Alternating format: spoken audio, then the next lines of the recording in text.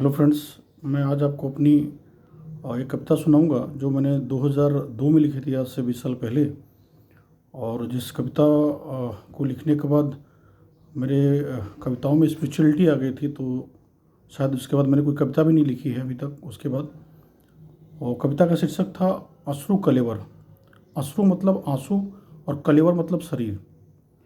एक आंसू कल्पना है कि एक आंसू आँख से गिरता है और शरीर के हर भाग से होता हुआ जमीन पर गिर जाता है, और शरीर के हर भाग को जीवन के एक पड़ाव को दर्शाता है। इसी का चित्रण मैंने कविता के माध्यम से किया है। इसे हिंदी साहित्य में इसे छंद तोड़ा भी कहते हैं।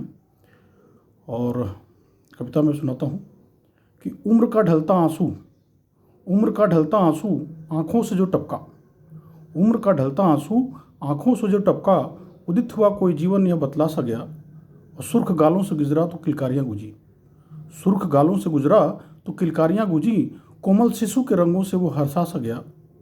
और गालों से टपका तो वक्षों पर गिरा कुछ ऐसे, गालों से टपका तो वक्षों पर गिरा कुछ ऐसे, ग्रीवा में बचपन द्रुति सिमटा सा गया। बचपन निकल जाता है, पता नहीं चलता। कि गालों से टपका तो वक्षों पर गिरा कुछ ऐसे, ग्रीवा में बचपन द्रुति सिमटा सा गया। और वक्षों पे था तो जोश थी जवानी थी, वक्षों पे था तो जोश थी जवानी थी, गुजरा उदर से तो भूख को बतला सा गया।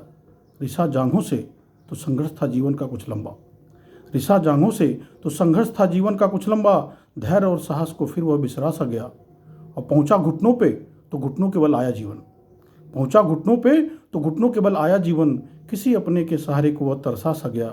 और रिसा चरण से तो जरा अपने चरम पर था, जरा मतलब बुढ़ापा, रिसा चरण से तो जरा अपने चरम पर था, धीमी थी गति जीवन की तड़पा सा गया।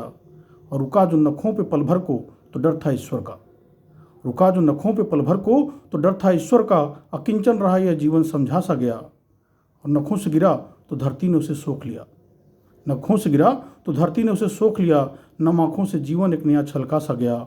उम्र का ढलता आंसू आँखों से जो टपका, उदित हुआ कोई जीवन यह बतला सा गया। धन्यवाद।